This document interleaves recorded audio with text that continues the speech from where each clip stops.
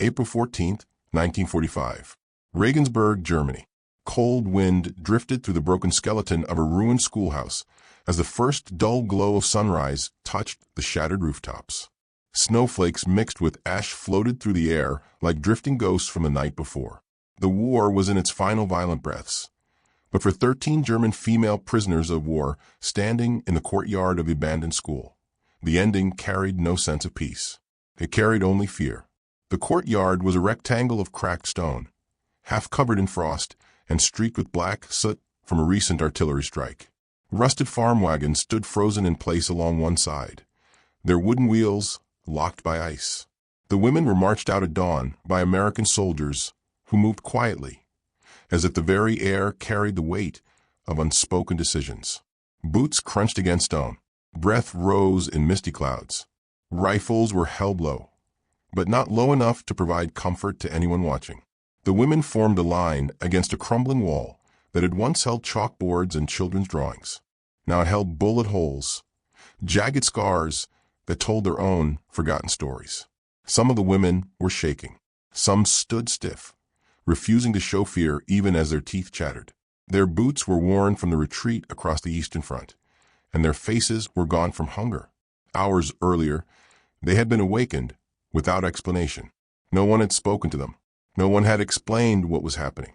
They were simply marched outside into the cold, and in their silence, each prisoner made her own guess. Please hit subscribe, give this video a like, and share it with someone who loves stories the world almost forgot. And tell us your city and country in the comments.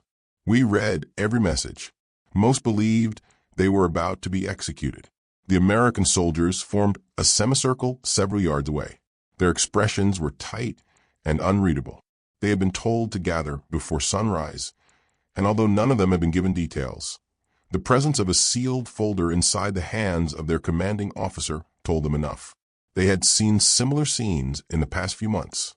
Prisoners caught in the confusion of collapsing German lines. Orders from Berlin intercepted by Allied command. Decisions made quickly before the shifting front changed yet again. At the center of the courtyard stood Captain Daniel Riker, a 32-year-old officer from Indiana. He appeared calm, but his eyes carried the strain of months of relentless movement. He had fought from Normandy to the Ardennes, and then through Bavaria as the Allied forces carved deeper into German territory. He had seen too many chaotic orders, too many confused groups of prisoners, too many moments where the thin line between truth and rumor had determined who lived and who died. The folder in his hand was marked with 2 words that had already put tension into the air long before dawn. Classified document. The stamp on the cover was still damp, as if it had been sealed only hours earlier. Riker had been instructed to read its contents privately before taking any action. No one else knew what rested inside, and because of that, every soldier in the courtyard felt the quiet pressure of the unknown. He raised the folder slightly, letting his men see it. They understood immediately. Whatever was inside would decide the fate of the women standing against the wall. The snow and ash continued to drift downward, landing on the prisoners' shoulders and hair as their breaths grew more uneven. One woman clenched her hands tightly against a coat. Another closed her eyes, as if trying to steady her racing thoughts. A few were murmuring silent prayers. Others stared at the ground. The cold morning seemed to freeze time itself. Riker paused before opening the folder. The wind moved gently around him, carrying the scent of burned wood from the nearby farm and the distant rumble of artillery from deeper inside Germany. That sound had been constant for days, like a slow drumbeat marking the end of the war's final chapter. Then, slowly, Riker opened the folder. Inside were sheets of paper, some typed, some handwritten, all collected by Allied intelligence in the last 24 hours. There were black and white photographs of barracks, intercepted radio logs, and reports from field agents. As he scanned each page, the story began to assemble itself. These were not ordinary captives. Several of the women had served as clerks within regional command posts. Others had worked as translators for officers and field commanders. One had handled radio messages during the chaotic retreats that had ripped through the Eastern Front. These roles were noted in brief lines of text, each one attached to a date and a location that matched the collapsing German military structure. The most striking detail, however, was not who they were, but what they had attempted. According to captured German messages, the women had tried to surrender peacefully 2 days earlier. They had approached a German outpost carrying written information about planned troop movements and civilian evacuation routes. Their intention, at least based on the messages, was to prevent further bloodshed as German command fractured under pressure. But instead of accepting their surrender, their own officers labeled them deserters and ordered them to be detained and silenced. The American patrol that eventually captured them had known none of this. The women had been too terrified and exhausted to explain. They had simply surrendered as soon as they saw the American soldiers approaching. And in the confusion of recent days, the truth of their situation had been buried beneath the storm of collapsing front lines, intercepted orders, and panicked communication. Riker closed the folder slowly. The weight of the information pressed on him like the cold air that surrounded the courtyard. The women were still standing motionless. The soldiers were still silent. The world appeared frozen in that moment, caught between the possibility of violence and the possibility of mercy. This was the moment the narrative of the past days hinged on. One decision, one interpretation of a sealed document, one final choice in the fading hours of a brutal war. As Riker stepped forward, he raised his eyes toward the women. They braced themselves, tightening their shoulders, expecting the worst. A few of the younger prisoners lowered their heads, as if preparing for an impact they could not avoid. The older ones stood straighter, resigned to whatever order came next. Before the story could continue, before the decision could unfold, the narrator offers a breath of pause to the viewer. Here is where the appeal to the audience is placed. Before the story goes deeper, viewers are invited to support the channel carrying this forgotten tale forward. The narrator's tone softens slightly, not breaking the tension, but giving the listener a moment to settle into the journey ahead. Viewers are asked to subscribe, to share where they are watching from, and to become part of the effort to preserve stories that history nearly allowed to fade. It is a brief interruption, a small human touch in the middle of a heavy moment. And then the attention returns to the courtyard. The icy wind moves again. The rifles remain steady. The women hold their breath. And Captain Riker prepares to speak. April 14th, 1945, Regensburg, Germany. The courtyard held its breath as Captain Daniel Riker stepped forward, the closed folder in his hand now feeling heavier than any rifle he had ever carried. The line of German female prisoners stood perfectly still against the cracked stone wall. Behind them, the shattered windows of the old schoolhouse reflected the pale morning light like lifeless eyes watching from another time. Riker stopped a few paces in front of his men. Frost crunched beneath his boots. The soldiers tightened their grips on their weapons, waiting for an order they were prepared to follow, but did not truly want to hear. None of them had forgotten the massacres, the burned towns, the bodies on the roads. Anger and fatigue had become as familiar as their own shadows. Yet even in that hardness, something in the air felt uncertain. He glanced once more at the folder in his hand. The words inside had drawn a thin line between execution and protection. Allied intelligence had gathered these pages in a race against the collapse of the Reich. Intercepted signals, captured messages from German field posts, scribbled notes taken from half-destroyed command offices. All of it pointed to one fact that refused to be ignored. The women standing in front of him were not what everyone had first assumed. Riker lifted his head. The prisoners watched his face, searching for any sign of what was to come. Some of them were barely older than 20. Others carried the lined expressions of women who had already lived through 2 wars and lost half their world in the process. Their uniforms were mismatched, some made from faded field fabric, some patched over with civilian cloth. They bore no weapons. Their hands were empty. In that instant, the narrative that had surrounded them shifted from suspicion to possibility. He spoke, his voice steady against the wind. His words did not echo loudly off the walls, yet every person in the courtyard heard them with complete clarity. The rifles did not rise. No command to fire was given.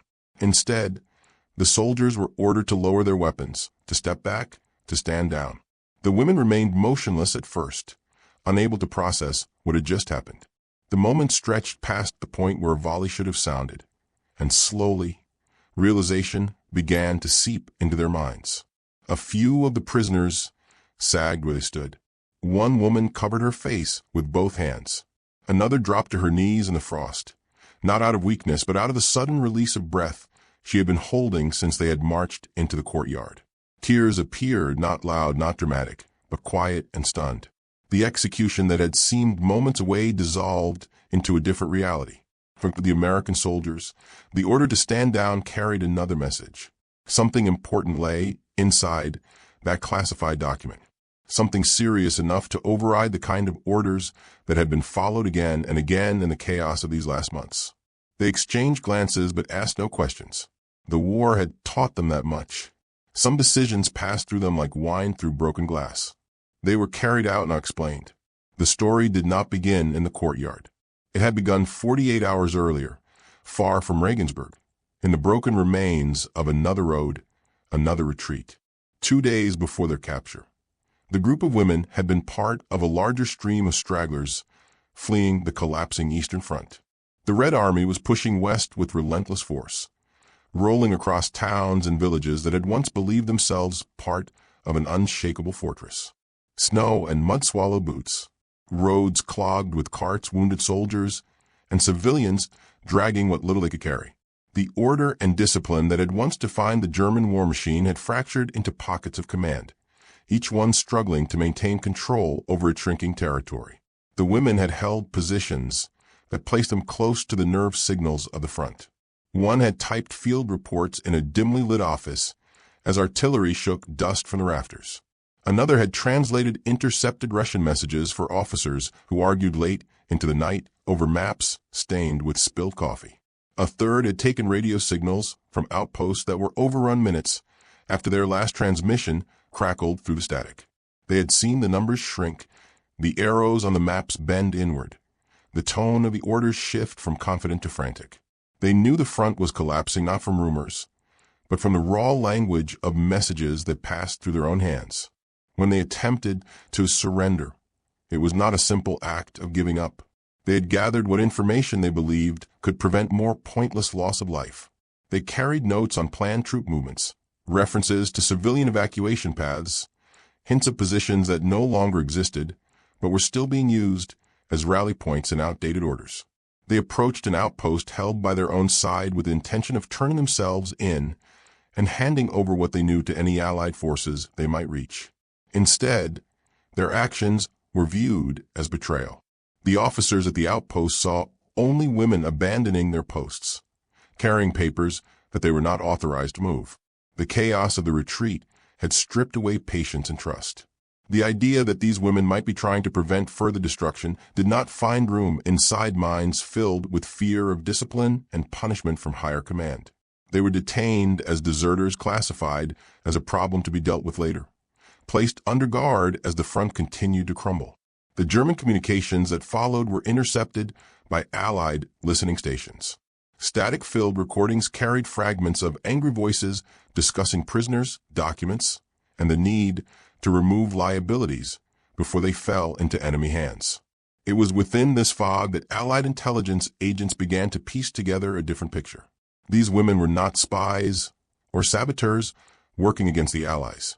If the reports were accurate, they were potential sources of information, witnesses to the internal breakdown of German command.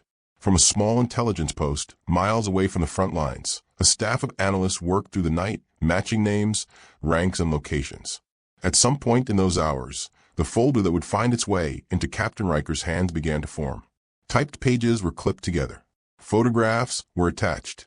Intercepted messages were translated and filed. The entire packet was sealed under a classified stamp and sent through a chain of dispatch riders and signal officers toward the units advancing near Regensburg. The courier who delivered it to Riker arrived before dawn, his motorcycle streaked with mud and his eyes red from lack of sleep. The handoff was brief, almost mechanical. A signature, a nod, the roar of the engine fading into the dark. Yet that small exchange carried enough weight to bend the future of 13 lives. In the courtyard, after the rifles were lowered, The women were ordered to step away from the wall and return to the interior of the schoolhouse. Their fear did not vanish. It changed shape. They were no longer standing on the edge of immediate death, but they were not safe either. They knew nothing of the folder, the intercepted messages, or the quiet arguments taking place behind closed doors. They only knew that their story, whatever it truly was, had been paused. Inside the converted schoolroom, they sat on rough benches in the pale light filtering through broken glass. The smell of damp wood and cold stone surrounded them. Some stared at their hands, still trembling. Others watched the door, expecting it to open at any moment with new orders, new questions, new accusations. The uncertainty became its own kind of pressure, heavy and exhausting. Outside, Riker walked alone for a brief moment, the folder still in his hand. He thought about the other executions he had seen, both his own side and the enemy. He thought about the villages left empty, about the civilians caught between lines of fire, about the young men who had never reached their 20th birthdays. He thought about how, in the early years of the war, orders had felt clear, sharp, and defined. Now, they were stained by confusion and the collapse of a regime that had once seemed unyielding. His decision to halt the execution did not erase the crimes that others had committed. He knew that. It did not undo battles or burn towns or prisoners who had not been spared. It simply acknowledged that these 13 women, at this specific moment in history, carried a story that needed to be heard before any final judgment was passed. Far away, in Berlin, officers within what remained of the German command structure were receiving their own reports. They learned that a group of female prisoners, once considered a problem to be removed quietly, had survived an encounter with an Allied firing squad. They learned that a classified document had surfaced in Allied hands, containing information about their attempted surrender and the messages surrounding their capture. Shock, anger, and fear rippled through the remnants of their networks. The narrative that had been planned for these women, a narrative that ended in silence and unmarked ground, had been interrupted. The true impact of that interruption, the long reach of a single folder passed from one set of hands to another at dawn, was something that even those present could not fully see. History often hinges on moments that feel small at the time. A conversation in a hallway, a signature delayed, a courier arriving on time instead of late. In this case, it hinged on cold stone, drifting ash, and a decision made in a ruined courtyard. As the day moved forward, the story shifted from the threat of bullets to the slower, quieter tension of interrogation rooms, intelligence reports, and whispered discussions inside command tents. But the war was not finished with them yet, and Section 2 closes with that uncertainty still hanging in the cold Bavarian air, ready to carry the story into its final movement, where the consequences of mercy information and unfinished documents would stretch far beyond the walls of a ruined schoolhouse. April 14, 1945, Regensburg. As the sun climbed a little higher above the broken rooftops, the courtyard slowly emptied, leaving behind only the echoes of boots, the drifting ash, and the faint imprint of tension still lingering in the air. Captain Daniel Riker returned to the command post set up inside a half-collapsed classroom, the classified folder held firmly in his hand. The war outside continued to grind toward its destructive end, but inside that small building, the story of 13 women was beginning to shift from execution to investigation. The walls of the room were cracked from artillery shockwaves. Dust covered the shattered wooden desks that had once belonged to children learning arithmetic. Maps hung crooked on the remaining wall space. A pot of weak coffee sat on a stove that had not been warm in hours. The atmosphere carried the scent of smoke and damp plaster, a reminder that battles had swept through this area only days earlier. Riker placed a folder on a table near the window. Light filtered through jagged pieces of glass, leaving uneven stripes across the pages. He spread the contents slowly, aware that each document revealed another layer of a story that had nearly ended in silence. Field notes, captured orders, photographs of ruined positions, translations of intercepted radio chatter. Every page deepened the understanding that the women were caught between the collapse of German command and the rapid advance of the Allies. Outside the room, soldiers moved back and forth with the routine motions of a unit in transition. Some were preparing to push deeper into Bavaria. Others were sorting through captured equipment. A few stood watch over the schoolhouse, their eyes shifting toward the windows where the women waited in quiet uncertainty. The world was moving quickly now. Front lines were folding. German cities were falling one after another. Yet within this storm, Riker understood that some stories could not be rushed. The women remained inside the dimly lit classroom where they had been told to sit. The benches were old, carved with the initials of students who had once imagined futures that no longer existed. The POWs sat in a line along the wall, their coats drawn tightly around them. Their faces held exhaustion, confusion, and the flickering hope that had replaced the fear of moments earlier. Some stared at the dirt floor. Others watched the doorway. Their breaths were quiet, almost synchronous, as if each one was waiting for the same unknown event. The room seemed suspended in time, holding its own version of silence, separate from the sounds of war echoing outside. One of the women ran her fingertips across the surface of the bench, feeling grooves left by children long gone. Another held the collar of her coat near her face, as if grounding herself through the familiar fabric. There was no conversation. Words felt dangerous in the fragile space that had formed around them. As hours passed, the sun rose higher, casting a pale glow across the frozen courtyard. A patrol truck rumbled past the gate. Voices from nearby units carried through the broken windows, though none were loud enough to be fully understood. The women remained inside, surrounded by the heavy uncertainty of what came next. At midday, Riker finally returned to the schoolroom. He stood in the doorway, observing them for a long moment before stepping inside. His presence brought a subtle shift in the air. Though he said nothing, the women sensed that the next stage of their story was beginning. Riker's gaze swept across the room, noting their condition, their expressions, the silence that clung to them. He held the classified folder at his side, the edges of the papers inside slightly bent from repeated handling. In the hours that followed, the reality of their situation began to expand beyond the small building. Word of the halted execution traveled quickly among the American ranks. Intelligence officers arrived carrying notebooks, typewriters, and questions. They set up temporary desks in the side rooms of the schoolhouse and began the slow, structured process of gathering information. Some worked through the contents of a classified folder, verifying names and dates. Others prepared to interview the women, not as enemies, but as sources of knowledge. The women were brought individually into a separate room for questioning. Each one stepped forward with caution, uncertain whether their testimonies would be believed or dismissed. The interrogations were not harsh. They were slow, deliberate, careful. The intelligence officers listened to the accounts of signal logs, command offices, and the disintegrating structure of German leadership. They asked about the attempted surrender, about the documents the women had carried, about the officers who refused to hear them. The stories aligned more often than not, forming a consistent picture of a group caught in the collapse of authority and the desperation of a war nearing its end.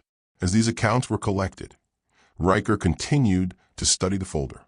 He made notes, cross-referenced dates, and examined the intercepted messages. Some of the pages were incomplete, fragments of transmissions that cut off before the final words could be recorded. Others were so damaged by fire or water that only half of the text remained. Yet even with these gaps, the narrative held a shape.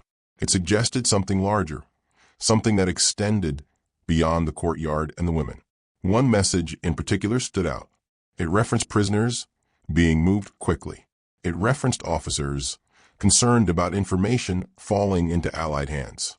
It hinted at internal fear, not of the enemy, but of the consequences that might arise if certain reports were revealed. The message did not name the women directly, but the timing aligned perfectly with their attempted surrender. It created an unseen thread that connected the events of the retreat to the classification of the folder now sitting on Riker's desk. As afternoon shadows lengthened across the schoolhouse floor, a different kind of tension settled in. It was not the sharp tension of immediate danger. It was the heavier tension of knowledge. The women had not been executed. Their information had not been lost.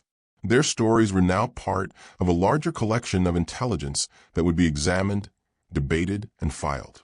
But the consequences of their survival moved far beyond the boundaries of this village. Far away in Berlin, officers within the fractured German command received their own update. News traveled through what remained of their communication networks. A group of female prisoners had survived an execution attempt. A classified document had surfaced. Information had been shared with the Allies. Questions began to emerge inside dimly lit bunkers and damaged offices.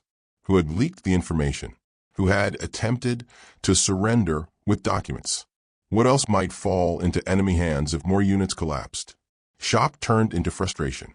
Frustration turned into fear. And fear festered in the shadows of a city already cracking under the weight of defeat. Back in Regensburg, the schoolhouse grew quieter as evening approached. The women were escorted back to a larger room where they were given blankets and a small meal. The warmth from the stove barely pushed back the cold, but it was enough to bring color back to their faces. They sat close to one another, not in tight groups, but with a shared understanding that formed naturally after surviving something few expected to escape. For Riker, the day had been long but necessary. He felt the fatigue across his shoulders as he reviewed the last pages of the folder. Yet he knew the story did not end on these pages. These women were only one part of a much wider collapse sweeping across Europe. Their survival raised questions that history would never fully answer. What messages had been buried? What documents had been destroyed? What stories would remain hidden because those who knew them never made it to the end of the war? Night crept into the ruined schoolhouse. The wind softened, and the ash stopped drifting. Riker stepped outside into the courtyard once more. The wall, where the prisoners had stood just hours earlier, now appeared quiet, stripped of the tension it had held that morning. Snow gathered softly in the corners, covering the footprints left behind. The war had not ended, but here in this courtyard, one small chapter had shifted away from death and toward something fragile and uncertain. The classified folder remained on his desk inside the schoolhouse. Though its pages carried weight, it also carried absence. Some parts of the narrative would never be recovered. Some names would never be traced. Some truths would remain buried under rubble and ash. And that was the reality of war. Stories survived only as far as people carry them. As the final hours of daylight slipped away, the narrator reflects on the meaning of such moments. Not the grand strategies or sweeping offensives, but the small decisions made in frozen courtyards and dimly lit classrooms, in the uncertain space between orders and conscience. History remembers battles, but it is shaped quietly by those who pause, reconsider, and choose humanity over routine destruction. Thank you for watching WW2 Never Told German Files. If you enjoyed this journey through history, please hit subscribe, give this video a like, and share it with someone who loves stories the world almost forgot. And tell us your city and country in the comments. We read every message.